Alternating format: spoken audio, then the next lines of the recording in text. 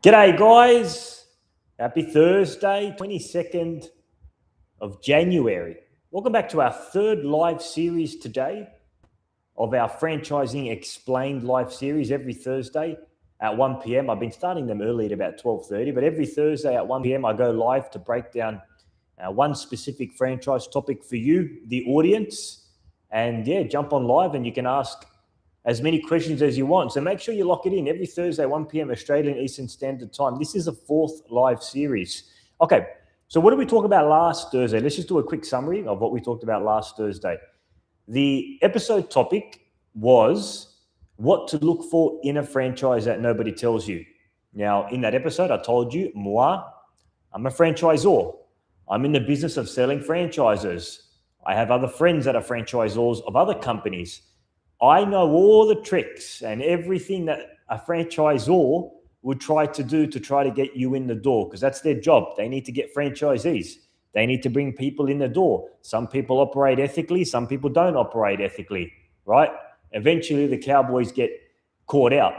But in that video, and I recommend you go watch it, I talked about exactly what you need to look for. So if you're looking for a franchise, if you've got multiple discovery calls booked in, one with Little Boomers, one with any other franchise, if you're speaking to a franchisor, a broker, a sales manager, anybody that's job is to sell you a franchise, watch that video from last week. You won't regret it. A lot of really good nuggets for you there. But what about today, Emil? What's today's video going to be about? Today's video is going to be about purchasing a new franchise versus an existing franchise. Which one is actually the smarter buy? Now, I don't know if you know, but when you're buying a franchise, there's actually two types of franchises, a completely new territory and an existing territory. And in this video, I'm going to be going over both of these and which one is a smarter buy for you. So if you're looking at, purchasing your franchise, you need to be asking yourself, well, do I want to purchase an area with a completely blank canvas that's scratch, zero, nothing in there? Or do I want to purchase an area that has got an established presence, that's already got clientele, so that I have revenue from day one? This is a very important decision that you need to make in your franchise journey, and we're going to be going over it today. Let's start by saying, well, why does this matter? Why does it matter, Emil, whether I get a new franchise completely from scratch or an existing franchise? Well, in case you didn't know, it's going to affect your initial investment, which is how much you pay, aka the franchise fee.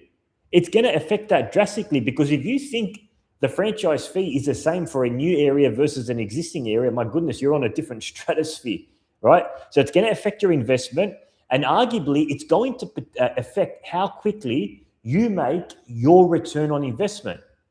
Because that's what you need to ask yourself. If you're purchasing a new area from scratch, completely zero, it's going to take a lot of time to build, right? So your return on investment might take a little bit longer than purchasing an existing area that's got existing clientele, revenue from day one. So that's why it's important. So first point I want to talk about today is the difference between new franchise and an existing franchise. So exactly what is the difference between a new franchise and an existing franchise? Well, in simple terms, when you purchase a new franchise, right, you're purchasing the territory with zero business in it. It's a clean slate. Think about a whiteboard that's completely free. There is nothing in that territory. There's no business, no customers, no employees, nothing. You are simply purchasing the rights to deliver the franchisee's services in that area or product. So it's a completely blank service. That's a new franchise territory, right? An existing franchise territory has already have somebody in the past or currently is already operating in that territory, and most likely has some form of clientele, some form of business, some form of workers, unless it's a dead area and God forbid they drove it all the way to the ground. There's going to be established clientele in that area, right? So if you're like a little bit, risky, and you're worried about risk and you're very risk averse and, I don't want to start something from scratch, maybe you purchase an area that's got an existing clientele, so that when you start, boom, you take over the existing contracts, the existing work, and you've got leads and business already happening in there. But that's pretty much the difference, team, between a new area, think of, blank canvas, white, completely new, nothing in there, and an existing area that has got established clientele already in it, right? So that's the first thing. I've differentiated a new area and an existing area. And to give you an example, we sold the location in North Sydney, right? Maybe about 6 months ago, we sold a location in North Sydney. That was an existing territory. So the franchisee, who's no longer in our network anymore, put it up for sale. They already had 100 enrollments, so it was quite a good area, had 100 enrollments. And the new franchisee came in and purchased that area from them. But for a much higher price because it already had 100 kids in it, right? So that's an example. I'll give you another example. We sold a franchise in North Gold Coast, completely new area. We've mapped it out. The franchisee had the territory, but that area had no business in it. No venue, no kids, no classes, no daycares, no schools, nothing. That was a blank area, but the investment was lower, and I'll explain why later. So that's a little bit of example of the difference between a new franchise and an existing franchise. Now let's talk about the pros and cons of purchasing a new territory versus an existing territory. And there's pros and cons for both. Let's go over the investment. I guess the pros of purchasing a new area is the investment amount's going to be a lot lower. The franchise fee is going to be lower because it's a blank area. There's nothing in there. There's nothing being serviced. It's a completely new and raw territory. There's no existing revenue. There's no database. There's nothing. So the investment, most of the time that you're going to pay, the franchise fee is going to be a lot lower versus purchasing an existing area, right? Purchasing an existing area is going to be a lot higher because there's business already in there. The franchisee might have leads, venues, classes, in our case, a clientele there. So you can't expect to pay the same franchise fee for an existing area. It's going to be a lot higher. And most of the time, the franchisee, when they put up the business for sale, they'll get it evaluated based on profit or a multiplier on profit and then put it out for sale.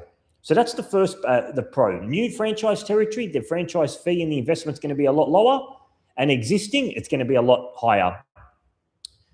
Now let's talk about goodwill. In the franchise agreement, if you ever read a franchise agreement, there's a word called goodwill that's scattered all over it.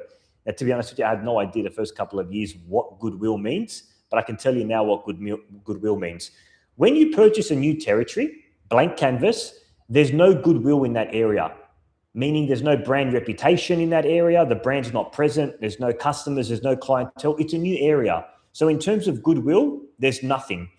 But when you purchase an existing area, you're purchasing what's called the goodwill of the business. That's the reputation that the franchisee has built over time in that area, the brand presence, the clientele, the customers, the staff, all of that you can call goodwill, but you're paying for that goodwill. Remember, it's a higher investment.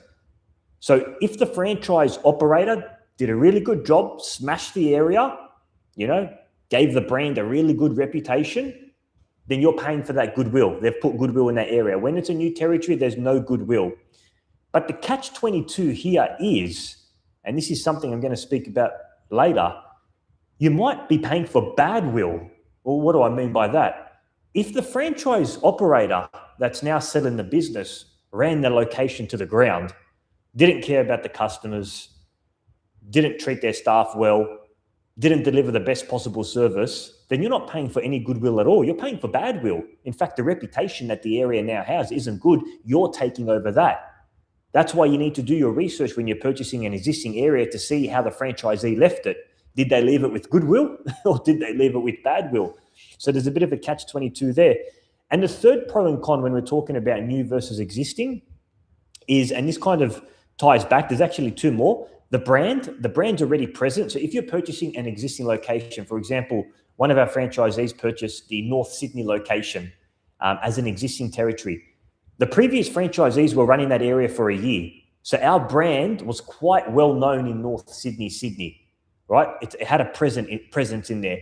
But when you're purchasing a new location, for example, like our franchise partners in South Gold Coast, we're not in South Gold Coast. So the brand presence isn't there. That develops over time. So you need to weigh that up. When you're purchasing an existing location, there's already a strong brand presence. And the last thing that I want to mention about when pros and cons, and we'll move to my final point, is the baggage that you are inheriting. So if you purchase a new franchise territory, right, completely new, you're not inheriting any baggage. There's nothing there. The brand isn't there. They start up a shop, it's zero. But if you're purchasing an existing franchise territory, you're going to be inheriting the baggage from the previous franchisee. Now, that might be good or bad, depending on how the franchisee operated it. You're going to be inheriting the staff, the customers, the clientele, all the business operation that's happening in that territory. You're going to be inheriting it. So unfortunately, what happens sometimes, the franchisee runs it to the ground, sells it, and then a new franchisee comes in and they've got a massive mess that they need to clean up. So that's something to consider. Let's talk about the third point, a new franchise versus an existing franchise. So with a new franchise, if you're looking at purchasing a new franchise, blank canvas, completely from scratch, it's quite a simple process. You sign a franchise agreement between the franchisor and the franchisee, and that's it. Done. That's the only piece of document that you need to sign. Unfortunately, with an existing area, it's not as clean cut. There's a couple of agreements that need to be signed by three parties. The first one is the outgoing franchisee needs to create what's called a BSA, Business Sales Agreement, for that territory. They need to create a business sales agreement that pretty much tells the new franchisee what business is in that area already. So they've got to create that, and then, you got to get your solicitor, check the BSA. That's the first piece of document. The second piece of document is a termination agreement. The franchisor needs to send the franchisee that's leaving a termination agreement because they're no longer in the network, right? And that takes a bit of time. That's the second piece of the agreement. So we've got the business sales agreement, right, that the franchisee leaving has to produce. We have the termination agreement that the franchisor has to give to the franchisee that's leaving. And the final one is, finally, we're here. It's the franchise agreement. The new franchisee comes in and signs a completely new franchise agreement. So some people think buying an existing area is as easy as buying a new area. That's not the case. There's a couple of different pieces that happen. So remember, business sales agreement, termination agreement, and then finally the franchise agreement that's signed by the new franchisee coming in. And just an FYI, you've got to really be mindful of this. The franchisee that's coming into the business, you might have to pay some fees, a training fee, for example, because the franchisor needs to train you up, right? You're coming in, even though you're buying an existing business, you need training on how to run the business. So there might be a fee associated with that when you're coming into the network. So you've got to make sure you really look at the franchise agreement thoroughly. Okay, so there's two non-negotiables that I want to go over to end this episode about whether you're going to purchase a new franchise or an existing franchise. There's two non-negotiables that you must make sure you do.